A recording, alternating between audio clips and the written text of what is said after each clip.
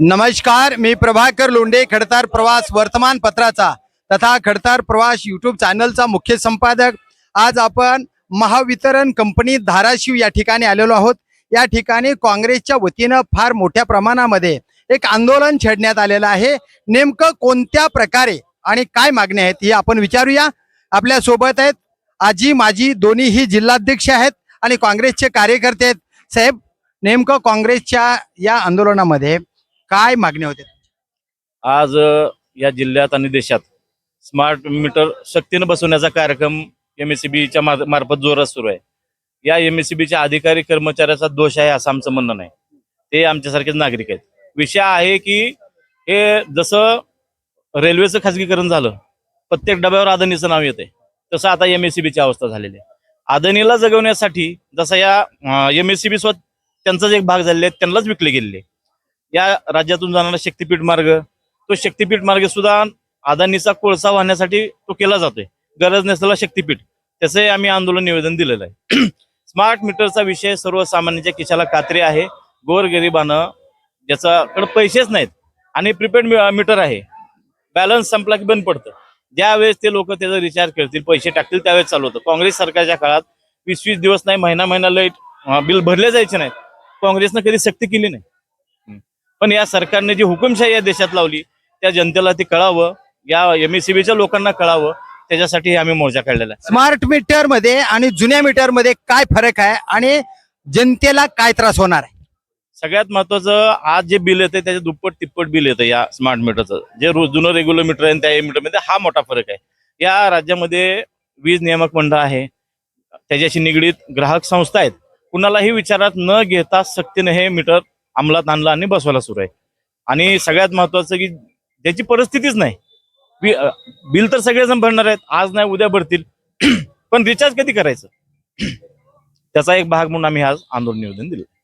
आता ह्या जर आंदोलनाला न्याय नाही मिळाला तर नेमकं पुढचं आंदोलन कसं राहणार आहे? काँग्रेसच्या वतीनं या जिल्ह्यामध्ये आजपासून स्मार्ट मीटर बसवू देणार नाही म्हणून आम्ही घोषणा केलेली आहे. आम्ही ते मीटर पुढू, कर्मचाऱ्यांना आम्हाला त्रास द्यायचा नाही आणि त्यांना विनंती केलेली आहे, राज्य सरकारला हे कळवा, या जिल्ह्यामध्ये मीटर बसवण्यासाठी सर्व स्तरातून विरोध आहे. काँग्रेस पक्षानं त्याची आक्रमक भूमिका घेतलेली आहे, हे आम्ही निवेदनात कळवलंय. साहेब, तुम्ही माजी जिल्हाध्यक्ष आहे, नेमकं काय सांगाल या विषयावर? हो, आज हे सरकार आहे शेतकरी विरोधी सरकार आहे. आज संजय गांधी निराधार योजनेचे पैसे असतील, घरकुल योजना असेल त्याचे पैसे असतील, इंदिरा आवास योजनेचे पैसे असतील, वृद्ध कलावंतांचे पैसे असतील, आज कुठल्या ह्याला निधी द्यायला? आज पूर्ण शेतकरी हातबल झालेले आहेत.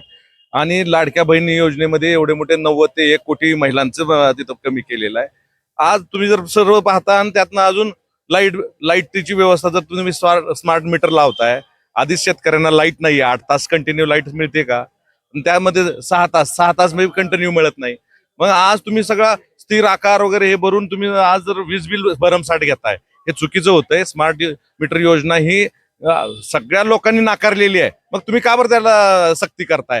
तर ह्या सक्तीच्या विरोधात आम्ही जिल्हा काँग्रेस कमिटी ठाम आहोत आणि मला वाटतं की येणाऱ्या काळामध्ये काँग्रेस रस्त्यावर उतरून ह्याला विरोध करेल. पडे साहेब, नेमकं काय सांगाल तुम्ही? या स्मार्ट मीटरच्या सक्तीमुळे काय काय परिणाम होणार आहे जनतेवर? माझं म्हणणं एकच आहे की हे स्मार्ट मीटर नाव आहे या मीटरचं, पण हे स्मार्ट मीटर नाही तर सरकार ओव्हर स्मार्ट झाले. कारण ह्या सरकारला ह्या स्मार्ट मीटरच्या माध्यमातून त्यांच्या मोठ्या उद्योगपतींचं उकळ पांढरे करायचंय, त्यांचे मीटर खपवून त्यांना पैसे कमवायचे. आणि दुसरं म्हणजे सामान्य जो ग्राहक आहे त्याच्या वीज बिलामध्ये खूप मोठ्या प्रचंड प्रमाणात वाढ होत आहे या स्मार्ट मीटरच्या माध्यमातून. अशा पद्धतीनं दोन्ही बाजूनं सामान्य लोकांची लूट या माध्यमातून होत आहे. म्हणूनच या सामान्य लोकांचा आक्रोश म्हणून आज काँग्रेस पक्ष हे आंदोलन छेडत आहे.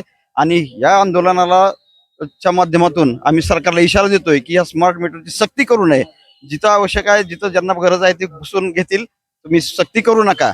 आणि त्याचं या स्मार्ट मीटरच्या बाबतीत ज्या तक्रारी आहेत लोकांच्या त्या ऐकून तुम्ही ते मीटर तात्काळ बदलून दिलं पाहिजे, एवढी आमची मागणी आहे. ही जर मागणी मान्य नाही झाली तर आम्ही यापेक्षा मोठ्या प्रमाणात आंदोलन करू.